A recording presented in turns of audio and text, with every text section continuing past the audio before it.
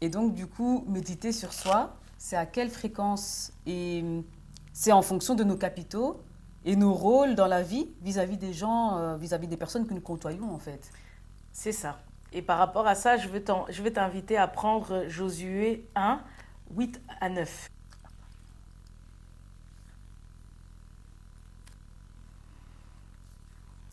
Alors, Josué 1, 8 à 9. Que ce livre de la loi ne s'éloigne point de ta bouche. Médite-le jour et nuit pour agir fidèlement selon tout ce qui y est écrit. Car c'est alors que tu auras du succès dans tes entreprises, c'est alors que tu réussiras. Ne t'ai-je pas donné cet ordre? Fortifie-toi et prends courage. Ne t'effraie point et ne t'épouvante point, car l'Éternel, ton Dieu, est avec toi dans tout ce que tu entreprendras. Tu vois, ici, en fait, le livre, pour moi, le livre, c'est toi. Ok. Le livre, c'est toi. C'est comme je t'ai demandé de fermer les yeux, Mm. ton intérieur. Mm. Le livre, c'est toi. Et tu dois être avec toi jour et nuit. Comme il a dit, médite-le jour et nuit. Et donc, vous devez être dans cet esprit de méditation, connecté avec vous-même tout le temps. Ça doit être une habitude, en fait, au quotidien. Et regarde, il dit, ne t'épouvante pas, ne t'épouvante point. Prends courage, car il est avec toi. Donc, quand tu médites avec l'aide de Dieu, tu vois, et quand il dit, prends courage, ne t'épouvante point, c'est qu'il a conscience, en fait, de nos blessures. Il a conscience et tout de ce qui nous fait peur. Là où Fabrice a fait un déni, et moi je regardais, mais j'étais dans un mal-être, dans un vide intérieur. Et je voulais te demander, tu sais, il y a une part aussi de... Tu sais pourquoi en fait James Cameron a voulu tourner le film Titanic? Ah non. Ben, j'avais regardé dans une documentation, ils expliquaient qu'à un moment, il s'est documenté où je pense une personne lui a expliqué que le Titanic, en fait, je caricature avec mes mots, enfin j'explique avec mes mots parce que je n'ai pas mot pour mot l'exemple en fait. Ce qui l'a fasciné dans ce film, c'est que un historien lui expliquait que, en fait, le Titanic avait été créé de manière à ce que, par exemple, on a créé 18 compartiments. Et normalement, celui qui a créé le Titanic avait fait en sorte que pour que le bateau coule, il fallait au moins que 6 compartiments soient touchés Ok. pour que le bateau coule. Mais qu'est-ce qui s'est passé? C'est que au moment où en fait le bateau a coulé, il a suffi que un compartiment ou deux compartiments ait été atteint pour que tout le bateau coule. Ah ouais. Et en fait, ce qui a intéressé James Cameron, c'était ça. Parce que des fois, en fait, on projette des choses, on institue en fait des règles pour se dire que oui, on se projette et qu'on se dit en fonction de ce qu'on a créé, on se dit que ça n'aura aucun impact, mais en fait, les choses ne se passent jamais comme on les avait prévues. Ouais. Et donc, par rapport à ça, qu'est-ce que j'ai envie de dire et tout, les compartiments dans notre vie de tous les jours, ça fait référence au fait que on est père, on est professionnel, on est l'enfant on est des amis, on est des collègues et tout ça et tout.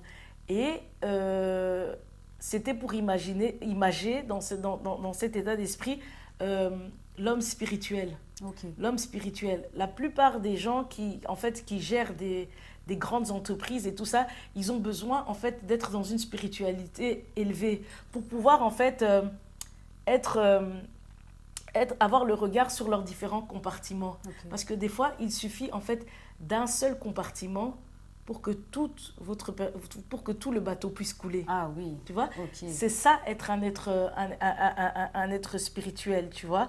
Et donc, C'est gérer tous les compartiments en même temps. pouvoir gérer tous nos compartiments en même temps. Et tu dis en même temps, on dit que Dieu, il est omniscient, omniprésent, omnipotent, tu vois. Et c'est de se dire, voilà, je suis père, mais je suis aussi commerçant. Et il y a des personnes qui sont juste concentrées sur leur travail et ils oublient leur partie parentale et tout ça et tout. C'est comme mon père.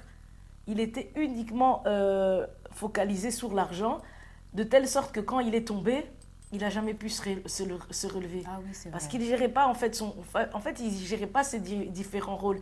Et donc, en fait, il est tombé jusqu'à à aller jusqu'à mourir. Pourquoi? Parce qu'il ne regardait que à son argent. Ok. Et en fait, dans son rôle d'époux, dans son rôle de père et tout ça et tout, il a été délaissé. Et dans d'autres rôles. Et quand il est tombé, il n'a pas pu se... C'est vrai qu'après, il a fait un travail, mais il était toujours focalisé sur... en fait, il voulait retourner dans son état d'avant.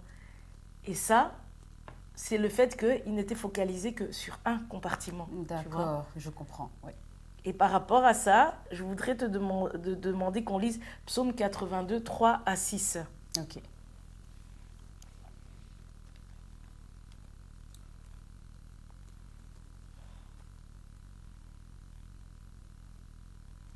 Alors, Psaume 82, 3 à 6. Rendez justice aux faibles et à l'orphelin. Faites droit aux malheureux et aux pauvres. Sauvez le misérable et l'indigent.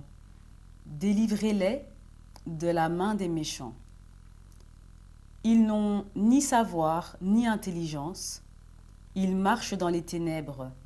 Tous les fondements de la terre sont ébranlés. J'avais dit, vous êtes des dieux. Vous êtes tous des fils du Très-Haut. J'ai envie de commencer déjà par la phrase de fin. J'avais dit, vous êtes des dieux. Tu vois, quand Adam et Ève se sont tournés vers ce qui était extérieur, ils ont perdu leur divinité. Et ils parlent d'orphelins, des enfants, des pauvres, des faibles. Et moi, en fait, par mon témoignage, je viens m'adresser à toutes ces personnes-là qui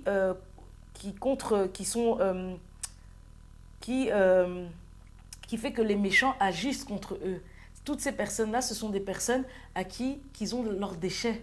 Ok. Tu vois? Oui. Et moi, aujourd'hui, je m'adresse à ces personnes-là pour qu'ils ne soient plus sous l'emprise, en fait, des méchants. Ok. Tu vois?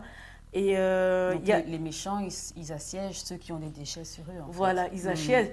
Eux aussi, en fait, les méchants, ils ont aussi des déchets, mais ils voient, en fait, ils voient ça chez les plus faibles et ils les assiègent. Des fois, enfin, comme j'ai dit, comme les élèves, le papa, après et tout, par exemple, chez les collègues, il y a aussi, celle qui aussi projette son monde sur les autres. Des fois, les gens ne sont pas forcément méchants, ou des fois, les gens sont méchants malgré eux. Et donc, tu as des personnes comme ça qui s'invitent quand ta maison est accessible. Ta maison, c'est toi. Et quand tu es centré que sur une part de tes compartiments, tu vois. Et moi, ici, en fait, il y a des gens, tu vois, qui se sont invités au fur et à mesure dans ma vie. Et je les chasse ici, tu vois. Ok. Et il faut dire que moi, j'ai ressenti des présences pendant et après la mort de Fabrice. Je rêve de personnes proches. Mes enfants aussi sont combattus dans des terreurs nocturnes. Et en fait, il faut que ça cesse. Tout à fait. Il faut que ça cesse, tu vois. Et tout ça, en fait, toutes ces terreurs nocturnes, tous ces côtés où au début j'avais peur, c'est lié aussi à mes traumas. Et en fait, tu vois, tu sens des présences et tout. C'est pour montrer, en fait, tu vois, la présence des anges déchus, des forces du mal, en fait, qui viennent se connecter, en fait, à vos traumas, à vos mal-être. Ok. Et même mon état de deuil permettait ça. Et ça aussi, aujourd'hui, je me lève, j'arrête de pleurer et je me fortifie. Et comme je disais, si sa mort est un sacrifice, que Dieu poursuive tous les coupables, les méchants dont on parle ici dans Psaume, les méchants sans exception. Et moi, je me dis que devant Dieu, par l'obéissance que j'ai cultivée depuis le début de notre relation, pour moi, je suis sa femme légitime et j'ai le pouvoir sur les conséquences de sa mort. Enfin, tu vois, c'est un peu comme si je disais parole contre parole. Tu sais, on dit que Dieu est le créateur, Satan est la créature. Donc, quand tu es animé des paroles du créateur contre les paroles de la créature, il n'y a pas match. Exactement. Tu vois? Exactement. Et un Dieu, c'est quoi? Pour moi, on dit, j'avais dit, vous êtes des dieux. Pour moi, aujourd'hui, un Dieu, c'est un être spirituel doté de bonté à l'image de Dieu. le prince, tu vois, le prince, les méchants, ce sont des êtres spirituels dotés de méchanceté, à l'image du diable. Ouais, Tu vois? Je vois. Tu vois le lien que je fais avec ce verset. Et pour en fait coller en fait l'histoire du Titanic, j'aimerais ajouter en fait une image. Tu vois, dans un match de foot, il y a ceux qui courent et ceux qui sont sur les gradins. Oui. Tu vois, qui regardent le match. Mm. Tu vois. Et les gens qui sont sur le gradin, ils ont une vue sur le terrain. Oui. Tu vois, tu te rappelles dans le verset quand je disais que le peuple assis sur les ténèbres a vu une grande lumière. Et la lumière, c'est l'énergie en fait de tous ceux qui courent sur le terrain. Ok. Ceux qui voient, c'est ceux qui sont sur les gradins, les hommes spirituels. Ouais, ils ont une vue plus large que quand Voilà. on est Voilà. dans le match en train de jouer. Exactement. Quoi. Mm. Et quand en fait tu es sur le gradin, tu médites. Comme quand je t'invite à regarder, à fermer les yeux. Tu dois avoir méditer, tu dois avoir une vue sur tous tes compartiments. Tu vois? Ok. C'est une vue sur tous tes compartiments. Un peu comme Dieu qui peut être partout à la fois. Tu vois? Et en fait, du coup, celui qui court, en vérité, si tu regardes bien, celui qui court sur le terrain, lui, il a une vue limitée. Oui. Il est juste concentré sur un compartiment, un peu comme mon père qui voyait que la richesse. C'est vrai. Un peu comme, tu vois. Et, Ils sont concentrés sur le ballon, mais ils ne voient pas ce qui se passe Ouais. sur une vue générale. tu vois. Oui. Et donc, il est facilement susceptible de voir ses compartiments être remplis au point de faire couler son bateau, Ok. sa personne, comme Oui. le Titanic. Oui. Regarde, mon père, il a fini comme ça. Quand il a chuté, ses compartiments sont tombés petit à petit. Sa santé, son relationnel. Enfin, alors que quand il était riche, il était entouré, il a fini seul et tout ça. Tu vois, ses compartiments se sont éteints progressivement. Et Je vois. il a suffi qu'un seul compartiment soit touché, le compartiment économique, pour que le bateau coule. C'est vrai. C'est vrai. Tu vois? Waouh. Et donc, C'est impressionnant quand même. hmm, C'est impressionnant quand même. voilà. Et donc, toute personne, en fait, vous allez voir l'historien qui raconte ça à James Cameron lui expliquera que toute personne qui s'élève hiérarchiquement et qui perce économiquement et tout ça, et qui a des responsabilités, doit développer sa spiritualité. Et toutes ces personnes, ces grands-là, ils sont affiliés à une croyance religieuse. Ok. Et tu sais que, vous pouvez même taper sur Internet, on dit, hein, les égrégores religieux sont les plus puissants. Et ça concerne les gens qui sont sur les gradins. Ok. Oui, je Tu vois. vois, comme j'ai dit, ceux qui sont là pour diriger les leaders et à les suiveurs. Oui, je vois. Tu comprends? Je comprends. Aujourd'hui, tu vois, moi, je suis sur les gradins. Je suis sur les gradins de mes propres compartiments. Tu vois, je ne suis pas là pour en fait, dominer les gens. C'est pas mon truc, tu vois. Ok. Moi, je suis sur les gradins de ma propre vie et j'invite ceux qui m'écoutent à faire pareil par rapport à eux-mêmes. Oui, je comprends. Mhm. Parce que du coup, maintenant, tu peux avoir une vue plus large de ton histoire. Exactement. Là où avant, tu avais un peu comme le nez sur le guidon, donc tu ne pouvais pas voir ce qui se passait. Exactement. Et tu peux aller te cracher assez facilement, quoi. Voilà. Ouais, c'est une très bonne image d'ailleurs, cette histoire de compartiment, de gradin, enfin voilà, c'est très imagé et c'est très clair aussi.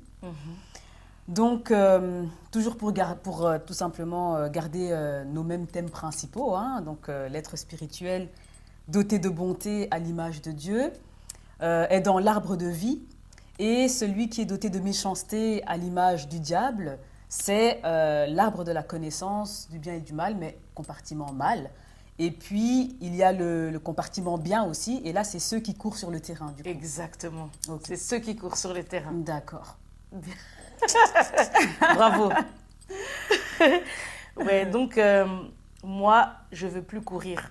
C'est fini ça. Et je recherche la bonté. Quand Fabrice est mort, en vérité, j'ai arrêté de courir. J'ai commencé à m'asseoir sur les gradins. Ok. Tu vois? Et à observer. Oui. Et donc, en vrai, si tu remarques bien, il y a que deux types de générations. deux types de personnalités spirituelles, d'individus au final. Ça représente les deux arbres. Il y a ceux qui sont spirituels, mais qui sont dans l'arbre de la connaissance du bien et du mal, et les autres qui sont spirituels, mais dans l'arbre de vie. Ok. Ceux qui courent, pour moi, ceux qui courent, au final, ce sont des sacrifiés, assimilés. En fait, ce sont des personnes sacrifiées. Et pour dire crûment, c'est qui qu'on amenait dans la Bible et tout, qu'on allait déposer dans l'autel, c'est dans les autels pour faire brûler. Les enfants. Les enfants. Quand Dieu il demandait qu'on l'amène à sacrifier. Une brebis ou quelque chose comme ça. Mais c'est quoi ça? C'est un animal. Un animal. Ouais. Et donc, pour moi, ceux qui courent sont associés à des animaux. Ok, d'accord. Tu vois? Oui. Je pensais à Abraham qui ramène son fils. Ah oui, mais il n'est pas mort. Non, Après, non, quand ça, il a c'est vrai. ramené son fils, il a déposé, puis on lui a demandé, Oui, Dieu a mis une brebis. Exactement. Et donc, en général, c'est des animaux. Oui, et tout donc, à fait. ceux qui courent sont des personnes sacrifiées. Oui, je vois. Oui, des animaux, ouais. Et donc, par rapport à ça, je voudrais t'inviter à prendre Matthieu 11, 16 à 19. Ok. Alors.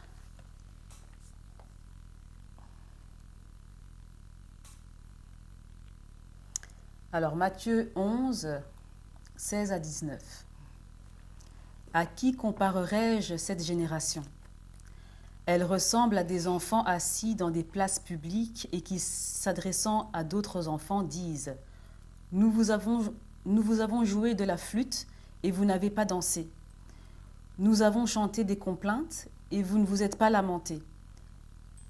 Car Jean est venu, ne mangeant ni ne buvant, et ils disent « Il a un démon. » Le Fils de l'homme est venu, mangeant et buvant, et ils disent « C'est un mangeur et un buveur, un ami des publicains et des gens de mauvaise vie. » Mais la sagesse a été justifiée par ses œuvres.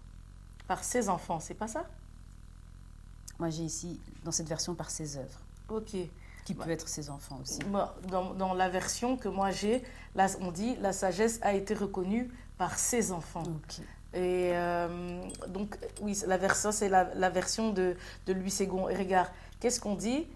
Ils ont joué de la musique pour les pompes funèbres. Les pompes funèbres, en fait, ils jouent de la musique parce que quelqu'un est triste. On joue de la musique, il ne danse pas.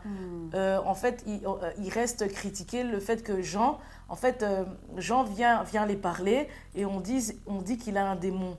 On dit que Jésus fait des miracles, ils disent c'est un buveur. Tu vois, c'est des gens qui sont tournés vers l'extérieur et pas vers leur dimension émotionnelle. Ici, ça traduit le côté cartésien. Tout à fait. Matthieu 11, 25. Matthieu 11, maintenant la partie 25, toujours le même endroit.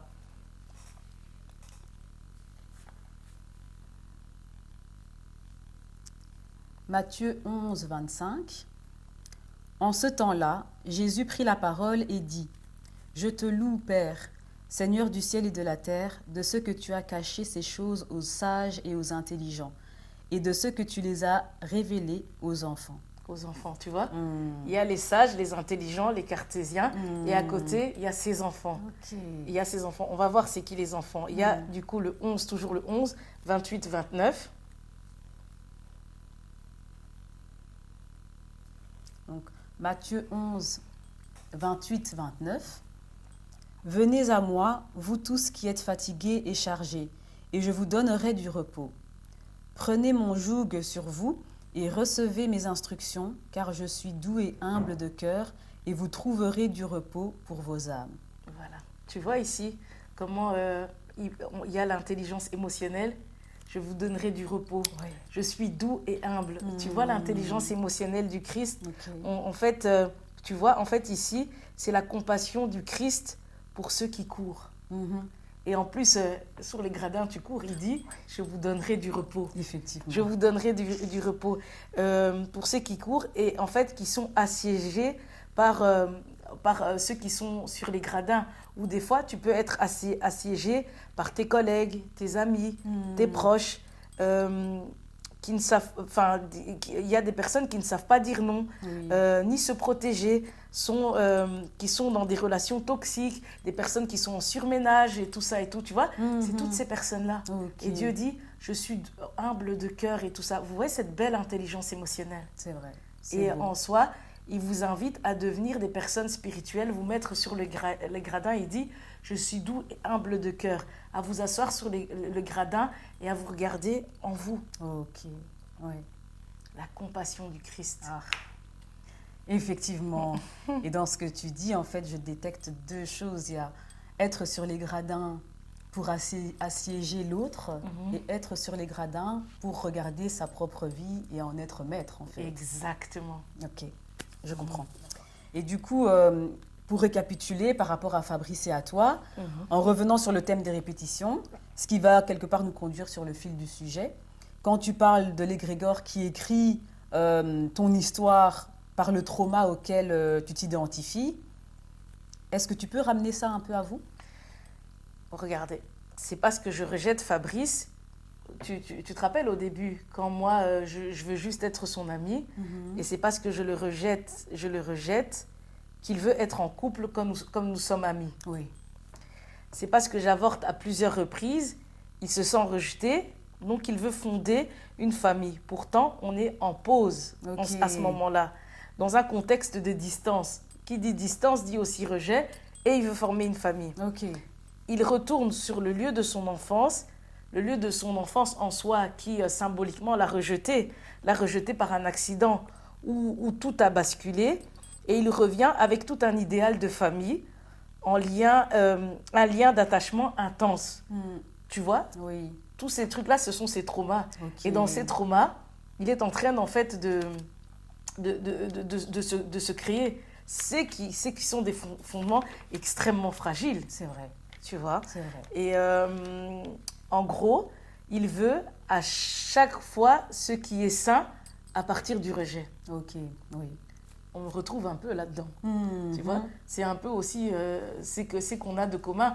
Mais moi, à la différence, c'est que je ne me construis pas en fonction du rejet. Je me construis à chaque fois en fonction de la prière. Oui, je vois. Tu Je vois la différence, oui. Et il m'a harcelé sans relâche au point qu'à ses 30 ans, il a commencé à 27 ans quand il revient du Congo, au point qu'à ses 30 ans, je mets notre fils aîné au monde. Et attention, hein, je le mets au monde le même jour et le même mois de naissance qu'un des fils de l'oncle chez qui il a grandi. Ok. Et en soi, je ne pense pas que son voyage au Congo après 18 ans était naturel. C'était pour moi, en fait, un appel. Pour moi, c'était les liens de famille qui parlaient. Le retour aux sources, en fait, qui parle. Parce que, en soi, c'est lui qui m'a raconté toute son histoire avec ses blessures, sa vie chez son oncle. Et rien, en allant là-bas, rien ne lui a tilté dans ce sens. Ça n'a suscité aucune émotion, au point même de revenir, comme une toute autre, enfin comme une autre personne en fait, à son retour. Et ce voyage réveille son désir d'être père, qui se réalisera dans l'intérêt de son transgénérationnel, une répétition de malédiction, donc des esprits. Tu sais pourquoi je dis ça? Non. Rappelez-vous, à 9 ans, mon fils aîné perd son père. Oui. Tu te rappelles? Oui, oui. Comme son père, Fabrice, qui quitte son père à 9 ans. Effectivement. Après une tragédie aussi, sa brûlure, tu vois. Et en plus, la naissance de mon fils, le même mois, jour d'anniversaire, que le fils de l'oncle. Donc pour moi, cette similitude, ça doit signifier quelque chose de négatif aussi. Oui. Tu vois? La précision de sa naissance. Et il faut savoir qu'en fait, mon fils aîné est né 3 semaines avant le terme. Il a fallu en fait que je perde les os le jour de la naissance de son fils. Ah oui. C'est, tu vois la précision. Oui. Et la même perte à ses 9 ans, c'est pas un bon... En fait, comme c'est assimilé à tout ça, je me dis que tout ça n'est pas un bon bagage pour mon fils aîné. Ok. Tu vois? Oui, oui, oui. Et il faut même aller plus loin. Mon mari, il est Mukongo, tu vois. Oui. Et on dit que... Toi aussi, t'es Mukongo. Tout à fait. On dit que chez vous, c'est matriarcat. Exactement. Matriarcat, on dit souvent que les enfants appartiennent à l'oncle. À ce moment-là, avant sa blessure... À l'oncle maternel. À ce moment-là, Fabrice, avant d'être brûlé, il vit avec ses parents. Oui. Et qu'est-ce qui se passe à sa brûlure où il va vivre chez son oncle maternel. Chez son oncle maternel. Donc, au travers d'une blessure, la coutume se manifeste. Se met en place, oui. C'est grâce à une blessure qui va honorer le matriarcat. Ok. Donc, toutes ces coïncidences, c'est pour ça que je me dis que c'est un appel, tu vois. Et donc, on voit comment une blessure concrétise la coutume. C'est ça. Et donc ça, c'est rien qu'en y repensant, ça me fait bégayer, tu vois. Et donc, on voit que c'est un accident qui matérialise la coutume. C'est bizarre. Effectivement.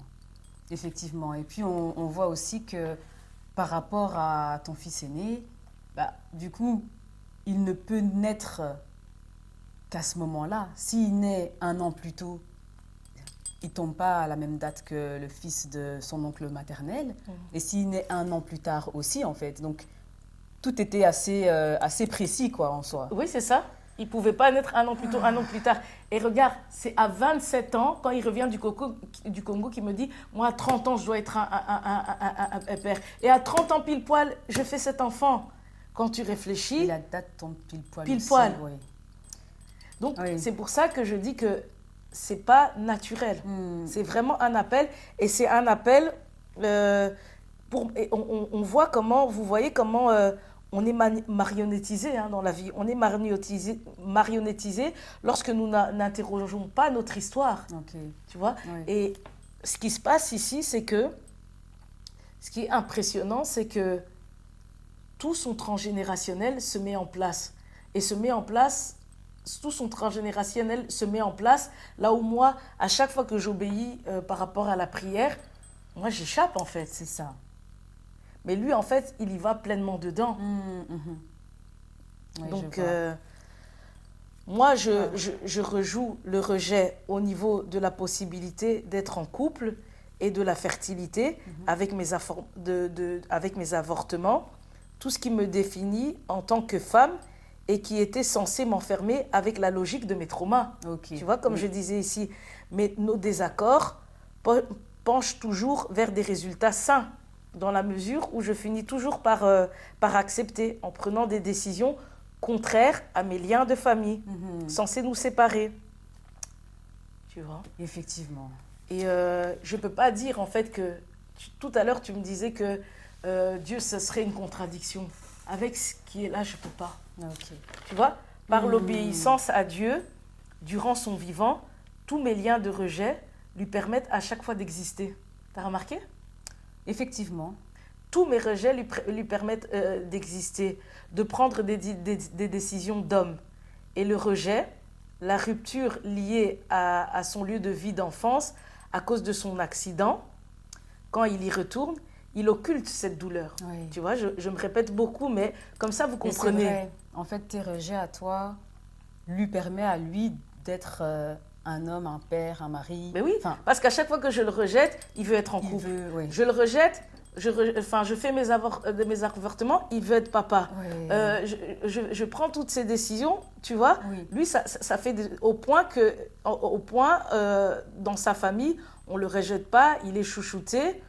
Mais au point d'être effacé dans sa famille. Je vous avais dit qu'il est effacé, il rendait service, même dans son entourage, avec ses proches, tu vois. Mais chez moi, le rejet le permet d'exister. Mais comme c'est chez proches, il n'y a pas de rejet, c'est limite... En fait, Fabrice était dans son entourage, c'était limite la petite star. Okay. Il s'appelait Monsieur le maire, l'international.